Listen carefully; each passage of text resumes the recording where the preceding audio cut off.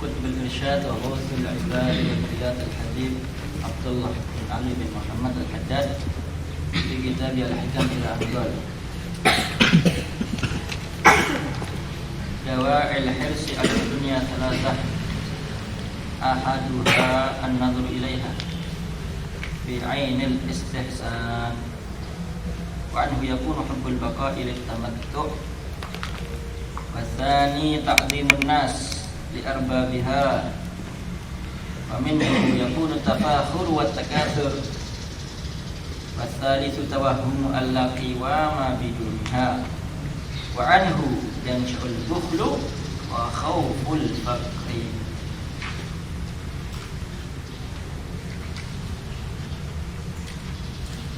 Al-Habib Abdullah bin Ali bin Muhammad Al-Haddad menerangkan dawa'il hirs ala dunya salasah, pengakuan-pengakuan atau tanda-tanda ketamakan atas dunia itu ada 3. Ini menyingkap, membuka, menjelaskan tentang adanya penyakit hati, yaitu hubbud dunya, cinta dunia. Atau yang dikatakan oleh Nabi Muhammad SAW di hadis akhir zaman, yaitu tentang al-wahn, cinta dunia, takut mati. Ini virus juga berbahaya, dari virus-virus semuanya, mau COVID-19, corona, mau apapun itu namanya, bagian dulu sekarang. Karena virus ini kalau masih terjangkit di hati seorang manusia dengan banyak penyakit hati dirinya, maka repot hidupnya nanti di akhirat kalau dia mati tapi virus hatinya tetap belum sembuh. Yauma la yanfa'u malun wala banun illa man atallaha biqalbin salim. Karena di hari itu enggak manfaat harta, enggak manfaat anak, bagi harta dan anak yang tidak soleh, yang tidak baik, yang tidak mendukung, menjadikan wasilah. Daripada itu semuanya untuk semakin dekat dan taat kepada Allah itu enggak manfaat. Illa man atallaha biqalbin salim. Di hari itu yang bermanfaat, yang bisa selamat, yang menghadap kepada Allah dengan membawa hati yang selamat dari penyakit hati. Lebih di akhir zaman sekali lagi Rasulullah menyatakan banyak penyakit hati, yaitu utamanya cinta dunia, takut mati, dikasih virus COVID-19, dikasih penyakit ini, dikasih wabah ini, dikasih musibah ini oleh Allah Subhanahu wa taala. Itu semuanya tak ada tujuan lain agar supaya kita ini ingat akhirat, ingat mati. Utamanya dan yang pertama ingat Allah. Manusia ini lemah, manusia ini enggak mampu. Manusia ini akan kembali kepada Allah dan sunnatullah. Walanabluwannakum bisyai'in minal khaufi wal ju'i wa naqsin minal amwali wal anfusi wath thamarati wa basyiris sabirin alladzina idza asabathum musibatun qalu inna lillahi wa inna ilaihi raji'un ulaika alaihim salawatu min rabbihim wa rahmah wa ulaika humul muhtadun. Jadi sunnatullah, manusia akan diuji sedikit atau banyak, daripada rasa takut, lapar, kurangnya harta, dan juga daripada jiwa atau anggota badannya yang sudah dinonaktifkan karena tambahnya usia, dan juga buah-buahan daripada rezeki ataupun yang lainnya. Wabasyiris sabirin, dan berikan kabar gembira bagi mereka yang tetap sabar. Karena ujian itu dilihat siapa yang sabar. Sabar itu berarti tetap istiqomah, tetap beriman, tetap ibadah, tetap taat, tetap takwa. Itu sabar namanya. Orang nggak sabar itu ya orang yang berpaling dari Allah, Dikasih ujian tapi nggak paham bagaimana mengerjakan ujiannya, malah justru dia melakukan hal-hal yang membuat dia gagal, tidak lulus daripada ujian tersebut, malah bermaksiat, malah kurang ajar, malah kufur. Fal'iyadzubillah min dzalik. Ini gagal paham, ini celaka namanya, ini a'dzam min musibatih. Itu kegagalannya lebih bahaya daripada musibahnya. Ujiannya mungkin sebatas dunia, seperti itu tadi, wabah, penyakit dan lain sebagainya. Tapi kalau dia gagal melewati ujian, nggak bisa melewati ujian tersebut, nggak bisa keluar daripada ujian tersebut dengan nilai yang bagus, maka ya dia akan bukan cuma nggak naik kelas, bisa turun kelasnya. Dari aliyah turun ke tanawi atau turun ke ibtidai lagi. Kan fal'iyadzubillah, Pak Kuat kena ujian, gak mondok selalu karena ujian tok, hafalan tok, karena justru jadi keluarnya dia dari jalur yang benar. Maka ini musibah hakikat yang melanda daripada hati-hati umat Islam, umat yang beriman, hati-hati. Alladzina idza asabathum musibatun qalu inna lillahi wa inna ilaihi raji'un. Orang yang sabar itu tandanya, ciri khasnya minimal dan mengucapkan atas setiap ujian yang diberikan, atas setiap ujian yang didapatkan, berucap dan yakin dengan hatinya, ini kita semua dari Allah dan akan kembali kepada Allah. Kita semua dari Allah dan akan kembali kepada Allah. Dan itu mempunyai banyak makna. Salah satunya ya, ayo kembali kepada Allah sebelum dipaksa untuk kembali kepada Allah dengan al-maut. Ya. Kembali dengan taubat, kembali dengan istighfar, kembali dengan sholat, kembali dengan memperbaiki ibadah dan taat, yaitu lulus. Ulaika alaihim salawatun min rabbihim wa rahmah wa ulaika humul muhtadun. Maka mereka akan mendapatkan banyak rahmat dan mereka lah orang-orang yang dapat petunjuk. Jadi dapat ujian bukan terus yope stres gitu, terus melakukan hal-hal yang melanggar aturan, melanggar batasan, melanggar syariat, sampai gagal, sampai jadi binasanya, sampai jadi celakanya. Sabar. Dan ini dapat kedudukan yang tinggi. Wa ja'alna minhum a'immatan yahduna bi amrina lamma sabaru wa kanu bi ayatina yuqinun.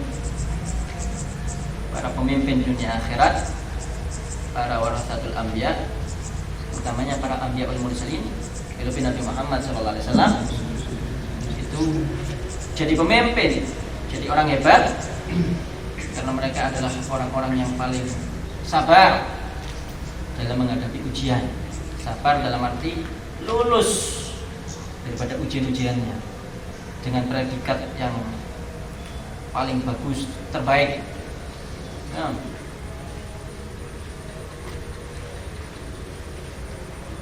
Jadi yahduna bi amrina lamma sabaru wa kanu bi ayatina yuqinun, karena mereka memang yakin kepada Allah. Sedikit pun gak ada keraguan kepada Allah subhanahu. Adapun zaman now, manusia banyak ragu, gak kenal Allah, gak kenal Rasulullah. Jadi sama Islam pun ya setengah-setengah. Al-makna al-Islam wa al-istislam wal-inqiyad. Islam itu artinya pasrah, wal-inqiyad, dan mengikuti. Jadi yang nggak pasrah, yang nggak mengikuti, hakikatnya belum Islam secara sempurna. Apa semua yang diajarkan oleh Rasulullah SAW, pasrah total sudah, sam'an wa ta'atan. Sejatinya umat Islam. Tapi kalau masih belum bisa seperti itu, ya Islamnya Islam KTP, Islamnya rendah, imannya kecil, imannya sedikit.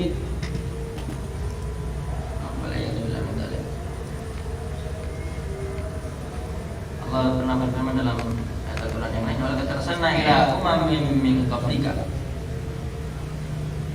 Walaqad arsalna ila umamin min qablika fa akhadnahum bil ba'sa'i wad dharra'i la'allahum yatadarra'un. Falawla idh ja'ahum ba'suna tadarra'u walakin qasat qulubuhum wa zayyana lahum asy-syaitanu ma kanu ya'malun. Falamma nasu ma dzukiru bihi fatahna 'alaihim abwaaba kulli syai' hatta idza farihu bima utu akhadnahum baghtatan fa idza hum mublisun. Bukankah aku telah mengirim banyak rasul, para nabi kepada mereka hamba-hambanya Allah Subhanahu wa taala yang istimewa, yang menjadi daripada tangan-tangan kanan Allah untuk memberikan petunjuk kepada manusia yang terbaik agar supaya mereka bahagia. Kalau kata Rasulullah ila umamin min qablik, tapi banyak di antara mereka, kalau khusus umat-umat terdahulu itu berkhianat, enggak beriman, enggak percaya, bahkan memusuhi itu para rasul, para nabi, bahkan mereka membunuh dan bahkan juga membunuh. Fa akhadnahum bil ba'sa wad dharra, maka kata Allah, aku berikan kepada mereka kesengsaraan, kesusahan, kesulitan, kefakiran daripada hidupnya. La'allahum yatadarra'un, itu semuanya diberikan agar supaya mereka kembali meminta, bertaubat kepada Allah. Hakikatnya sebenarnya itu ujian semuanya agar kita mendekat sama Allah. Karena banyak manusia ini tatkala dikasih nikmat lupa, kalau dikasih ujian baru ingat kembali kepada Allah, sadar diri, tahu kalau dirinya manusia, bukan apa-apa, bukan siapa-siapa. Walau la ja'u ba'sana tadarra'u walakin qasat qulubuhum wa zayyana lahum asy-syaitanu ma kanu ya'malun. Jika sekiranya mereka itu mau sungguh-sungguh tadarru' ila Allah, merendah, meminta, bertaubat, bermunajat, niscaya Allah akan memberikan ampunannya, rahmatnya kepada mereka. Walakin qasat qulubuhum, akan tetapi banyak yang keras hatinya. Dikasih ujian enggak paham, enggak sadar dia. Manusia itu berakal, iya, tapi yang sadar akan akalnya untuk berpikir itu sedikit. Ada akalnya tapi nggak dipakai untuk berakal, nggak dipakai untuk berpikir, untuk merenung. Walakin qasat qulubuhum wa zayyana lahum asy-syaitanu ma kanu ya'malun, dan mereka itu tertipu atas tipuan-tipuan setan yang membuat mereka semakin jauh dari Allah. Kemudian Allah menyatakan dalam firman-Nya lanjutannya, falamma nasu ma dzukiru bihi fatahna 'alaihim abwaaba kulli syai'. Dan kalau mereka sudah lupa atas peringatan-peringatan yang diberikan oleh Allah daripada ujian, musibah, malapetaka tersebut, fatahna 'alaihim abwaaba kulli syai', aku akan bukakan kepada mereka pintu-pintu kesenangan baginya. Hatta idza farihu, sampai mereka senang. Dan kalau mereka senang, akhadnahum baghtah, aku akan langsung mengambilnya serta-merta. Fa idza hum mublisun, maka tatkala itu mereka akan dalam keadaan putus asa dan kecewa, frustasi, depresi, stres, gila, karena nggak beriman kepada Allah Subhanahu. Dan terbukti, subhanallah, kalau ente lihat khusus mereka yang tidak beriman sama Allah, tatkala dikasih ujian, maka apa yang mereka lakukan itu daripada usaha-usahanya mirip kayak orang gila, sudah mirip kayak orang stres, karena nggak punya sandaran, nggak punya iman, nggak punya harapan sama sekali. Tapi kalau ente lihat di Wuhan waktu itu, di corona ini yang ditakutkan lebih daripada cuman virusnya itu adalah penyebarannya yang sangat cepat, yang membuat rumah sakit dan juga tim medis kewalahan untuk bisa merawat semuanya kalau semuanya terjangkit dan terkena virus tersebut. Kalau cuma sedikit jumlah nominalnya manusianya yang terjangkit, Insya Allah kalau mendapatkan perawatan medis yang bagus, masih bisa diharapkan untuk bisa sembuh. Dan terbukti memang banyak juga yang bisa sembuh. Tapi yang dikhawatirkan itu adalah kalau banyak yang terkena daripada virus tersebut dalam waktu yang singkat, sehingga rumah sakit gak nampung, tim medis juga kewalahan, gak mampu untuk menangani dan mengobati semuanya. Akhirnya banyak yang meninggal, dan itu terjadi di Wuhan yang pertama kali timbul virus corona. Dan waktu itu sempat viral bagaimana mereka ngantri dan memaksa, bahkan sampai mereka itu saking sakit hatinya, saking marahnya, saking jengkelnya, jadi dengan sengaja ataupun tidak mereka mencoba menularkan virus itu kepada yang mereka tidak tertular. Terlebih tim medis atau dokter atau perawat yang tidak menghiraukan mereka, orang-orang yang tidak mendapatkan perawatan, agar supaya merasakan virusnya itu juga. Wantri full rumah sakit, mereka bawa buah-buahnya yang waktu itu viral, minta supaya dispesialkan, diprioritaskan, didahulukan, dilayani dengan yang terbaik. Cuma karena semuanya terkena virus dan semuanya harus antri dan semuanya harus dirawat memang. Tapi ini yang banyak bawa daripada duitnya dari rumahnya, saking keselnya, saking capeknya, sudah berjam-jam bahkan harian. Akhirnya juga banyak yang mati juga, yang meninggal karena menunggu antri, kan tidak terawat tersebut, tidak mendapatkan penanganan medis tersebut. Sampai stres nangis, diambur-amburkan duitnya karena duitnya nggak lagi berarti, nggak lagi bermakna. Katanya uang bisa menyelamatkan, dan diambur-amburkan.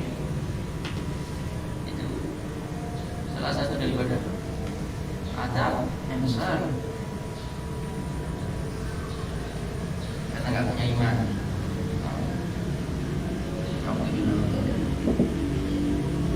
Jadi ini penyakit hati, ya, harus dijaga. Kalau hatinya sudah bersih, insya Allah seluruh jasadnya akan bersih. Kita soluhat wasairul jasad, kita fasadat wasairul jasad ala wahiyul. Hatinya bersih, semuanya bersih. Hatinya kotor, semuanya kotor. Hatinya rusak, semuanya rusak. Apa itu hati? Kalau malikul jasad, hati itu rajanya jasad, presidennya. Kita bergerak, kita berucap, kita melakukan, kita bertindak dan lain sebagainya, ini semuanya kontrolnya dari hati, dari ke otak. Kemudian ini semuanya tergerakkan dengan sendirinya. Dan itu semuanya dengan qudratullah biidznillah. Penting sekali menjaga, khusus umat Islam. Macam-macam penyakit sekarang. Ala kulli hal, berbanyak zikir, berbanyak sholawat, berbanyak istighfar. Kita takwa, taat.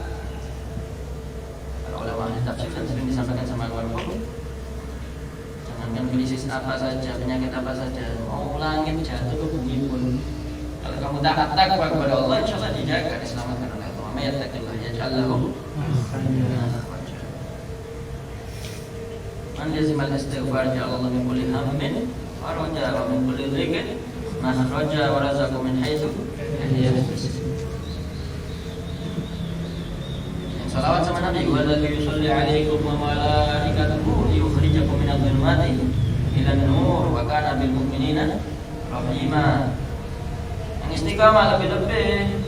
Innalladzina qalu rabbuna Allahu tsumma istaqamu tatanazzalu 'alaihimul malaikatu alla takhafu wa la tahzanu wa abshiru bil jannati allati kuntum tu'adun. Nahnu awliyaukum fil hayatid dunya wa fil akhirah wa lakum fiha ma tashtahi anfusukum wa lakum fiha ma tad'un nuzulan min ghafurir rahim. Tinggal kita mau enggak mantap sepenuhnya, percaya, mengamalkan. Ada semua yang disyariatkan oleh Rasulullah SAW, karena tidak ada yang lebih sempurna, tidak ada yang lebih hebat, tidak ada yang lebih alim, tidak ada yang lebih bijak seperti Rasulullah SAW. Karena Rasulullah langsung bimbingannya wahyu. Ada bani Rabbi bahsana takdibi. Enggak ada satupun pengobatan, kedokteran yang lebih hebat dari Nabi Muhammad SAW. Rasulullah itu menjelaskan tentang hadas. Ma huwal hadas? Al hadas amrun ma'nawiyyun yaqumu bil a'dha yamna' sihhatas shalah haitsu la murakhis. Hadas itu perkara yang sifatnya maknawi, yang berada di anggota badan tertentu, yang mencegah sahnya sholat, yang sekiranya hal tersebut tidak bisa diterima daripada syariat untuk sahnya sholat tersebut. Subhanallah, setiap kita mau menghadap kepada Allah, yang punya hadas diwajibkan wudu, bukan cuma cuci tangan. Kalau corona ini kita dianjurkan memperbanyak cuci tangan. Tapi kalau Nabi Muhammad dari 14 abad yang lalu kurang lebih, wudu umat Islam ini bersihan, indah. Yang non Muslim cuci tangan sehari itu bisa dihitung. Umat Islam minimal 5 kali setiap mau sholat, minimal. Apalagi mobil khusus yang beriman dianjurkan senantiasa daimul wudu, selalu menjaga wudunya. Kalau batal langsung wudu, apalagi terberedi. Jadi bersih, steril. Umat Islam ini bersih, steril, antivirus, dijaga betul-betul memang. Punya himayah, punya riayah, punya nur, cahaya memang. Umat Islam ini sebenarnya sudah antivirus. Dengan wudu itu, zahir batin terbukti. Termasuk salah satu pencegahannya kata tim medis dokter sekarang ini daripada virus corona, perbanyak cuci tangan. Umat Islam sudah diajari sama Nabi bukan cuma cuci tangan, cuci wajah, tangan sampai siku, tak cukup cuma telapak tangan ini. Kita diajari cuci tangan begini caranya gini. Nabi Muhammad sudah sampai sini. Nah, kalau cuci tangan itu kita mau menghadap Allah, sholat itu sampai sini dan harus mengalir airnya. Kepala, telinga, kaki. Jadi amrun maknawi itu perkara yang sifatnya memang maknawi atau batini, yang gaib mungkin, yang tidak bisa terjangkau oleh mata manusia. Tapi juga bisa yang maknawi itu dalam arti tidak mampu secara kasat mata, secara normal, tapi melalui teleskop. Di badan kedokteran ternyata di zoom ada bakteri-bakteri itu yang sifatnya seperti virus, yang tidak bisa dilihat dengan kacamata umum, tapi harus dengan alat-alat tertentu. Jadi harus bersih menghadap Allah, mau sholat harus bersih. Nah, Allah indah jelas. Tinggal diamal. Nah, haduan natur ilaiha bi'ainil istihsan. Salah satu penyakit hati itu terlebih daripada cinta dunia, salah satunya melihat daripada dunia bi'ainil istihsan, dengan pandangan mengindahkan, membaguskan. Mobil, rumah, mengagung-agungkan dunia. Wa an yakuna hubbul baqa' litamattu. Nanti dari itu dengan matanya yang mengagung-agungkan daripada harta dunia dan lain sebagainya yang ada di atas muka bumi ini, timbul penyakit cinta dunia. Apa itu konsekuensinya yang akan terjangkit dalam hatinya? Hubbul baqa' litamattu. Dia akan suka hidup lama untuk bisa bersenang-senang dengan harta dunia, lupa akhirat, tidak mau mati. Tidak bisa. Bukan orang beriman seperti itu. Bang, bukan orang beriman. Tanya ta'zimun nas li arbabiha. Yang nomor 2, dia melihat manusia itu mengagumkan orang-orang yang punya harta dunia, yang punya kedudukan, jabatan dan lain sebagainya. Wa minhu yakunu tafakhur wa takatsur. Maka dengan pandangan yang seperti itu, dengan kedudukan yang diharapkan untuk bisa diarahi, dia akan menjadi sombong, congkak, angkuh. Ini penyakit-penyakit hati ini. Kenapa? Karena dia menilai, oh kalau jadi pejabat itu begini, manusia semuanya mengagungkan, memuliakan. Kalau dia ini punya harta dunia banyak, diagungkan, dimuliakan sama manusia. Akhirnya jadi penyakit yang mewujudkan sifat angkuh dan sombong. Tawahum al-qiwama bidunia. Yang ketiga, sebabnya dia melihat kalau tanpa dunia, tanpa harta, tanpa kedudukan dan lain sebagainya daripada fata morgana itu, dia nggak bisa hidup dengan nikmat di atas dunia. Wa anhu yansha'ul bukhlu wa khauful faqr. Maka dari penyakit itu, sebab itu akan timbul penyakit daripada al-bukhl, pelit, wa khauful faqr, takut fakir. Pelit dia, takut fakir, nggak mau berbagi, nggak mau sedekah, nggak mau berderma, nggak mau zakat dan seterusnya. Kenapa? Karena dia melihat ini kalau saya keluarkan habis, itu hitungan matematika terus. Jadi dia nggak percaya terhadap apa yang sudah diajarkan oleh Nabi Muhammad SAW, bahwa dunia sementara dan akhirat kekal abadi selamanya. Wabil khusus ente para talibul ilm, jadilah hamba-hamba yang beriman, bukan cuma sekedar muslim, bukan cuma sekedar Islam, tapi beriman. Dan iman itu tempatnya di hati. Tandanya orang beriman itu apa? Dia akan at-tajafian dari ghurur, meninggalkan daripada kenikmatan yang semu. Wal inabah ila daril khulud, fokus kepada kehidupan yang abadi yaitu akhirat. Wal istidad lil maut qabla nuzulih, mempersiapkan kematian sebelum datang. Corona itu